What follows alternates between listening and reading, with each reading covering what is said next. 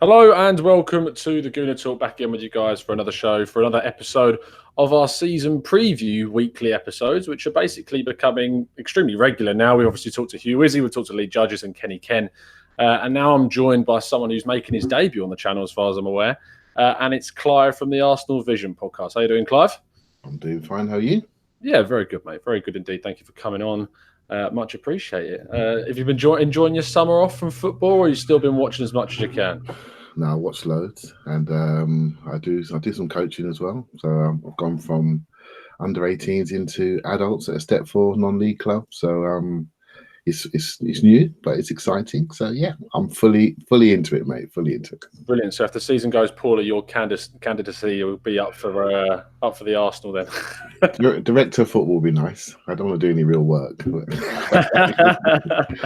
Fair enough. Let's get straight to things then. Talk about. So obviously, each week when I do these, there's news that comes out. It's even without the football being played theoretically competitively, we're still bombarded with news constantly. So this week we've seen a lot go down in terms of different movements from social media, responses from the owners.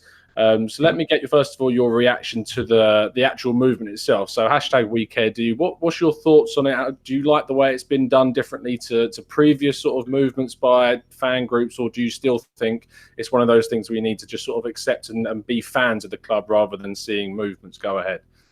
I think it's really well thought through. I do think something like this needs to happen, and whether it's a protest per se, it's more like people saying, "Come on now, it's time to wake up. Look around us. Look around at our competitive landscape.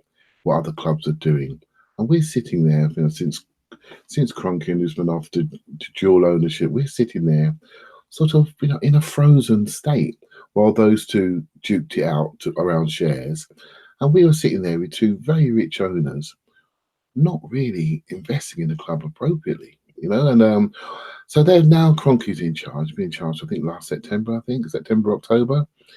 So now he's got all the shares from all those custodians. He's ripped them out of their pockets, out of their families. And now we're sitting here and we get to January and it's like, okay, we can only loan players. It's like, come on now, it's time to sharpen up a little bit. Just sharpen up. Just remember the club, where it is, what it stands for, and the 30+ million fans around the world deserve a little bit more than just having, firstly, two billionaires, have a dance off, and now he's got it. Do something. And I think that's what the protest is saying. We care. How much do you care? We know about all your other sporting outfits that you own. We know that you care about the Rams and the Olympics that are coming to the US. We know you're going to invest hundreds and hundreds of millions into that stadium. But what about us? Because Arsenal has got the biggest fan base. There is the biggest potential, financially the biggest potential, globally the biggest potential to lift his name, to lift his brand. And I just think he needs to realise that. And I think the We Care Do You has just tapped him on the shoulder and tapped the club on the shoulder and says, wake up the pace on what you're doing. I recognise there's lots of changes ongoing, and some of those changes I absolutely love. But up the pace, don't take it for granted anymore. Speed up and start delivering. And I think it's a very, very good, well thought out movement. Yeah, likewise. And when we think about the actual response, what I noticed being the difference thing with this movement is that because of the way it was done, it actually garnered a response from the club, and that's what we got. And obviously, our good friends Mike and Andy from the show were in the room with Kroenke doing the interview with him with 3 other journalists, and obviously they then put the statement out on Arsenal.com. Yeah. So that big reaction from the club obviously was great. There's still a lot that was sort of ignored. In fact, let me get your thoughts on what he said. So of all of it that he said, it was great that he replied, but what did you make of the overall statement? You see, I'm full disclosure, I've got a corporate background. So what he said was, something that I sort of recognise. But I almost feel that, it doesn't matter what he says. We will dissect it, because we're all obsessives, right? So we will dissect it, every single word. And every time the club speaks, what do? We tend to use those words and slap them back on the head. we're at the point, and this is what I think the whole movement is behind. You know, we're at the point now where it's about actions. It really is about actions. I'm really pleased with the response, because it was adult-like, and it was an adult-like protest, and you got an adult-like response. Great. Now we're moving into the new season. We have a new structure, many new people on board. So you can't say any longer they're doing nothing, because there's been so much people change in the background. Well, and a bit of me saying, okay, you're doing something now. I've got to give these people a chance. I've got to let them, let them establish themselves in their new roles. But that patience, we've been patient for quite a while. So I'm a patient guy. So I'm now looking at these individuals, but I recognise not everyone is as patient as me, and they're looking at those words from Josh and just wondering, how much do you care? Right. So it doesn't really matter. It's actions now. But this is the danger point. I said this the other day on the Arsenal Vision podcast. The danger point is, what do we want to see? What are the specifics? Is it just a £60 million transfer of Wilfred Zaha, for example? Yeah. Is it just a Nicolas Pepe? Will that make us all feel good? Or would that cheapen this? And I think it's more than this. I think it's about creating a top line mission statement that we're going to push forward. And he said this before, they've all said this before. Don't say you want to win the Champions League and then give us Denis Suarez at January. It doesn't add up. Do you know what I mean? And so you need to really say, okay, we want to go for the Champions League. That means we've now got the people infrastructure in place. Let's look at opportunities to increase the revenue streams at the club. And that isn't just by taking money out of the owner's pocket. There are things you can do with sponsorship. There are things you can do with the current mortgage at the Emirates. There are things you can do with the training ground. There are things you can do to make players feel absolutely this is the best place in the world to be. And I think we need to be looking at avenues to be better at what we do and not just do the same thing. So I'm hoping that the overall response isn't just about a new signings. It's about really showing there are people at the top that really care about how we operate, because some of the decision making at the club has been so amateur, has been allowed to go on without people losing their jobs for so many years. I think that's a way of showing you care, by not having average people get over £2 million a year for massive inefficiency of spend, waste spend, contracts, selling players, not selling players, buying the wrong players. It can't be allowed to happen. If we did this in our jobs, you know what happened to us? We'd be done, wouldn't be? In a flick of a switch, we'd be out of our jobs. So why aren't these people? Why were they allowed to continue? And again, it's that malaise that we feel threatened by it. So really, this is why the movement is good, the response is good, but now actions, not just with signings, but continual new culture of improvement, excellence, accountability, wanting to win. And that is something you do every single day in your words, in your actions, and how you are. And I think that's what we need to do at Arsenal going forward. Yeah, I think that you summed it up great when you talked about the type of reaction that we want to see from the club, because it is easy for them to just say, okay, if we go out and buy a £60 million player, you're going to be happy. When ultimately it is about how the club actually spend that money. So a lot of people would say spending 70, 80 million pounds on Wilfred Zaha is, yeah, you're bringing in a good player, but is that money being well spent on someone? You could argue that we should be aiming to spend bigger monies in areas where we've got more area to improve on, like the defence, for instance, or like a goal scoring winger, for instance, which is what Zaha has elements of that, but he's not for me. And a lot of people feel that spending that amount of money on someone like Wilfred Zaha doesn't give you back what you're putting in for someone like that. Let's talk about transfers then.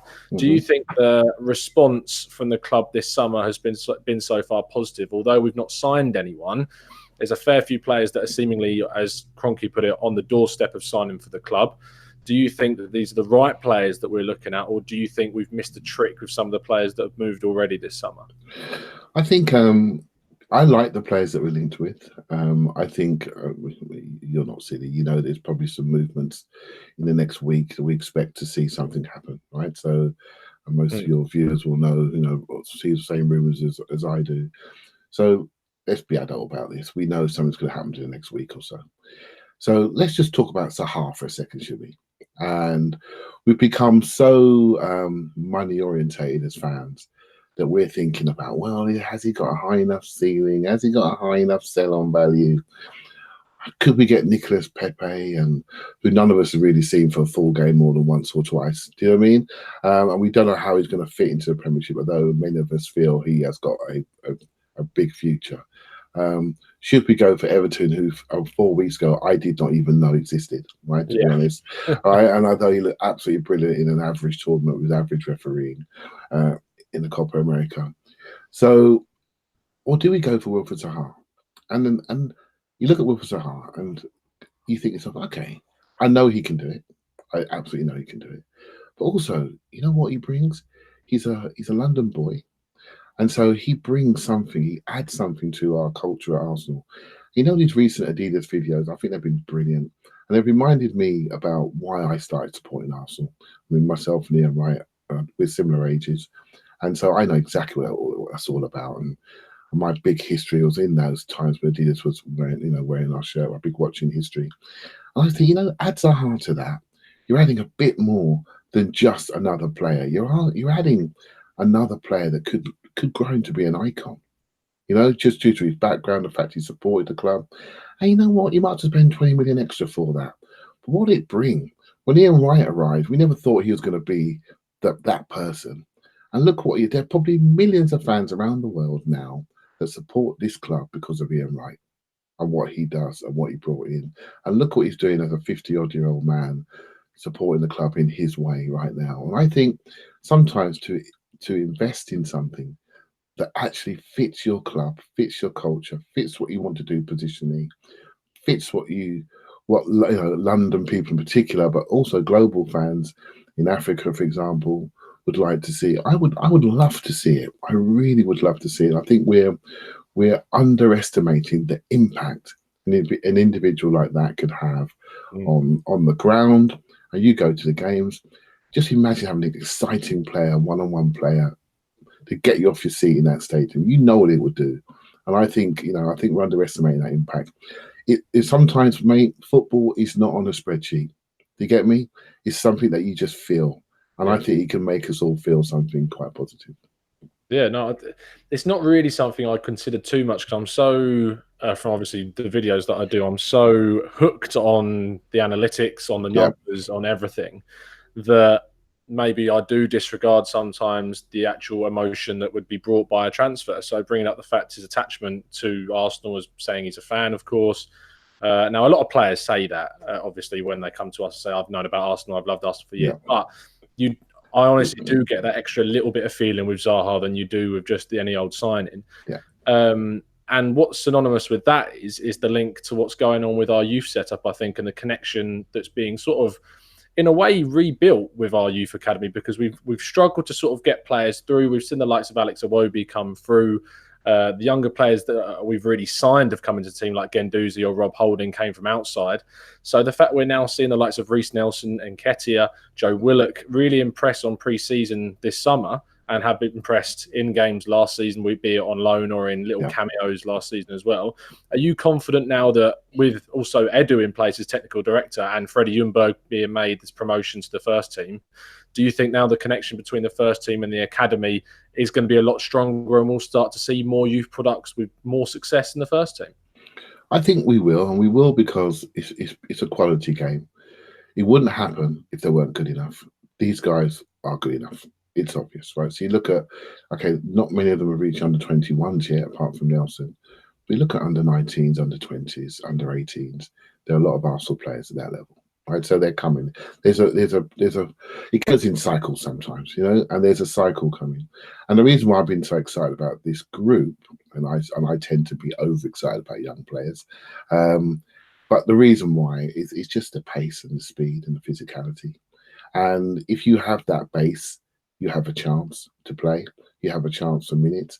We've had players in the past that have been very technical, but may not have been the right size, may not have been the right speed. They hit the sort of airways for a little while and they disappear. you know, you're looking at Willock and you're thinking, okay, hold on a minute here. This kid has got something. He's changing physically. Confidence on the ball is improving. He's scoring. He's working back. He's got a range of pass. He looks like a 6-footer now.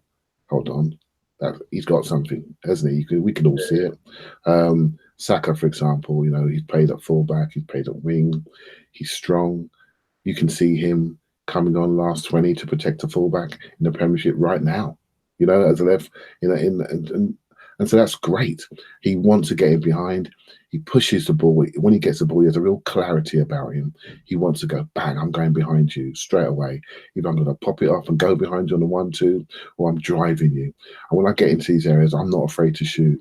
And that sort of confidence, I hope he never loses it. You know, I hope he never loses it. Eddie's a player that I thought, you know, he looks bright, technically great. I wondered about his size, but his speed is unbelievable. And he's, you know, his pictures in the box. When he gets the ball in the box, he knows what he's doing as the ball's arriving. And that I felt that he was lacking a bit of luck in front of the goal, actually. Yeah. Just if you look at his technique and his decision of finish, does everything right. Everything right, exactly the right thing to do. He can go laces, right foot, left foot. He's got all different shapes of finishes. It just wasn't going in for him, and that's what's really pleasing about what's happening in the US right now. They're going in, and so people now are judging him differently because there's a bit of end product there, right? So yeah, I'm really hopeful for these guys. Nelson, I think, is a slightly different one. I think he needs to knuckle down. He really does. Yeah. I think. I think it's a make or break season, in my opinion, for him. I just think at that level. Yeah, I just think he needs to define himself a little bit. I think when he came in, he was played at right wing back, and we all sort of scoffed at it. But I actually thought it was a great thing for his development, and I could see him doing it again. You know, very similar to what Chelsea did, what Conte did with Moses, almost having a winger on one side and a stronger fullback on the other. It makes the 3-5-2 more attacking. And I would like to see him have that right wing back role. I don't think he's a 10. I don't think he's super brainy around the box. But I do think he's strong physically. He really can drive his man in one-on-ones. Yeah. I think we need to settle him down into one position, probably in a wide right area where he can stay on that right foot and just develop the layers into his game slowly. We need to learn from the Oxlade-Chamberlain. Oh, absolutely. Absolutely. Are we going to lose him? We're going to lose him. Well, your timeline, I'm sure you've seen things in your timeline, people questioning him in pre-season. I mean, come on, guys, work this one out, right? it's pre-season, right? So, but it's out there, isn't it? Yeah, it's out there. People start to whisper. So it's very important how we look after him and not put too much on him. Not just say, you know, should he be sharing minutes with Mkhitaryan this season? Probably. That's what should be happening. And just leave it at that. Mkhitaryan and him share games. Great.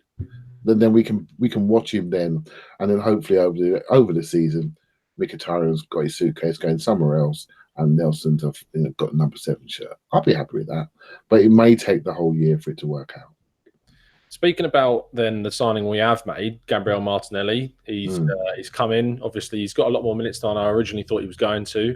When we were linked to him, I know that you've read the article I wrote on Martinelli, and he excited me when I looked at the video, did a bit of research on him and found out what he was about. But actually seeing him in an Arsenal shirt, just seeing that run he made against Fiorentina, in which his pace is just electric, and it was a shame he couldn't finish off the run.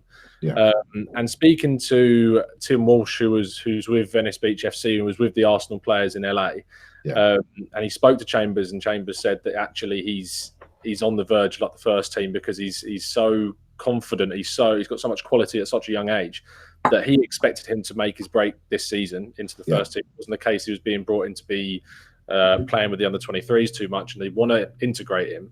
Do you think with now, as you say, this massive group of youngsters like Saka, like Nelson, Iwobi's still here, Mkhitaryan's still here, we've got players who can play on the wing, we're looking to sign a winger.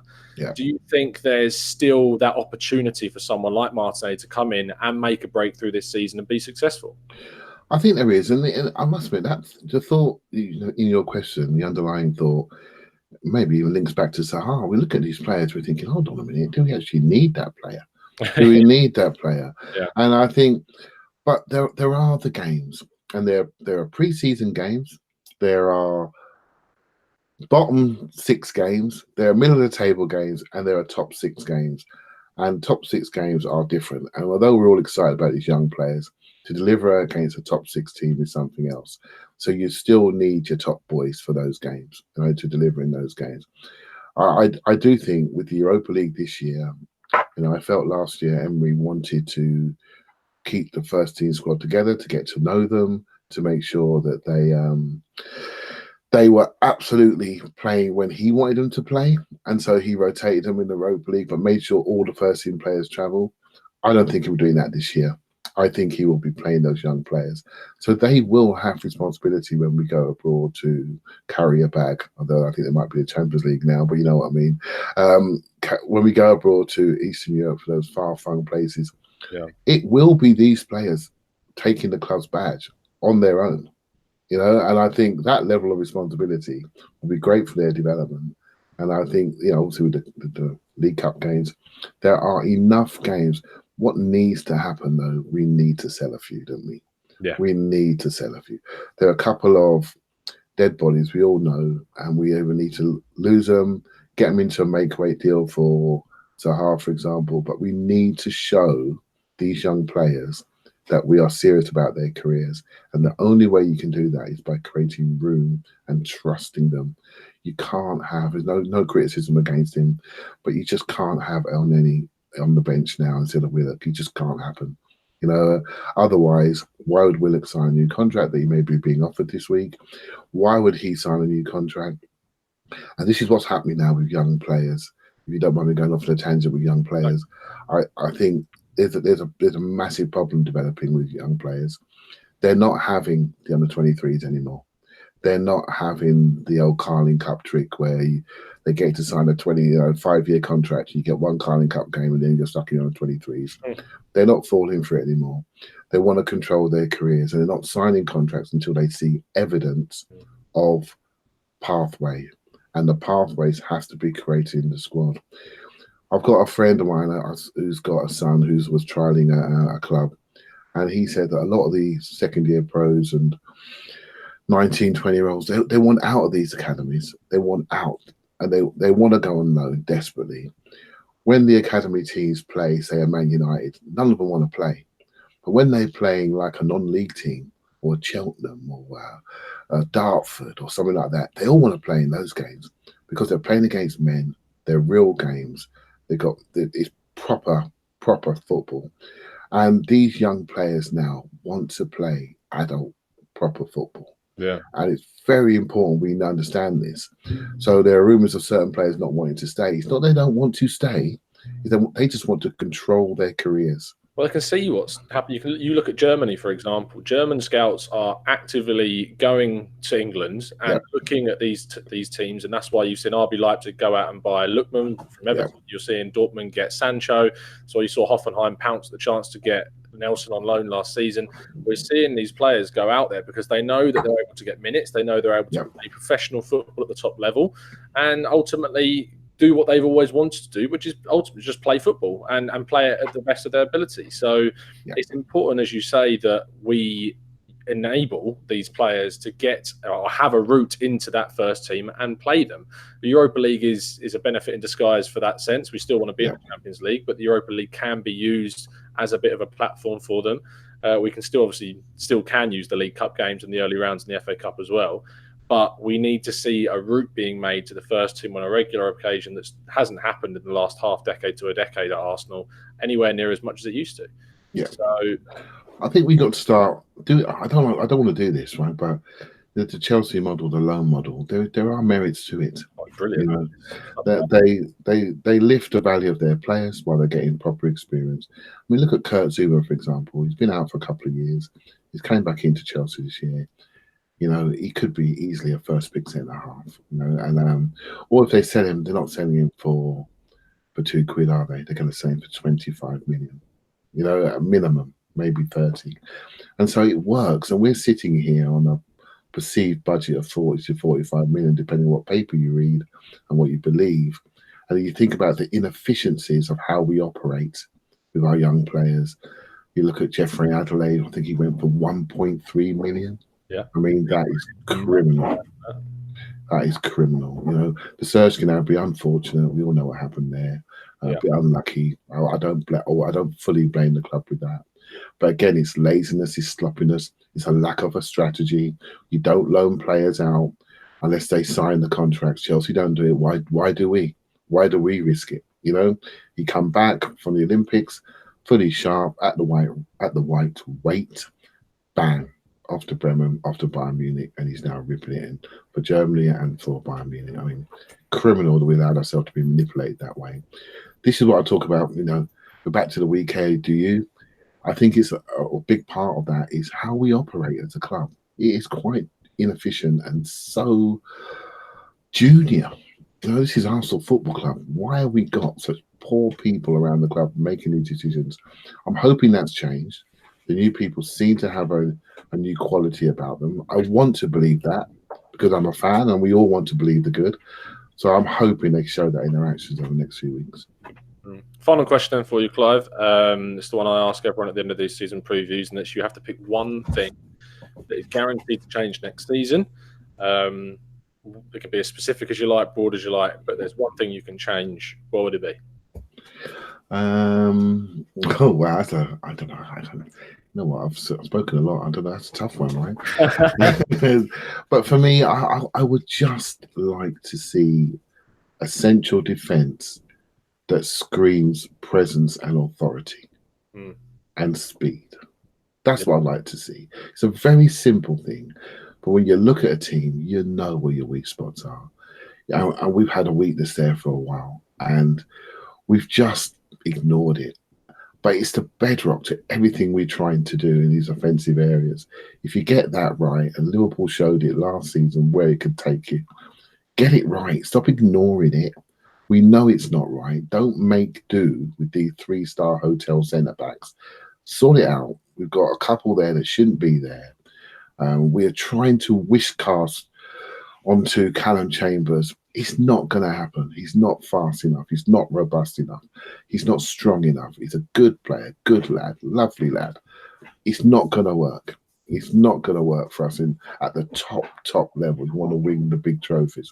We need something more than this in those areas. So for me, let's be serious about central defence. Let's be serious about what defence does for you over a league season, and don't ignore it. And that's the one thing I would like to change. Brilliant stuff. Perfect way to end it, mate. Much appreciate you coming on. No problem. I always said I would come on. I probably took a long time getting here, and I promise you I'll come on again. No problem. Lived in the end, mate, and that's what matters. So, obviously, everyone, thank you for watching live. Appreciate you all jumping in that chat box. Some great discussions going on there. If you are enjoying the series, please give it a like. Please subscribe to the channel if you're new with those notifications turned on so you never miss them.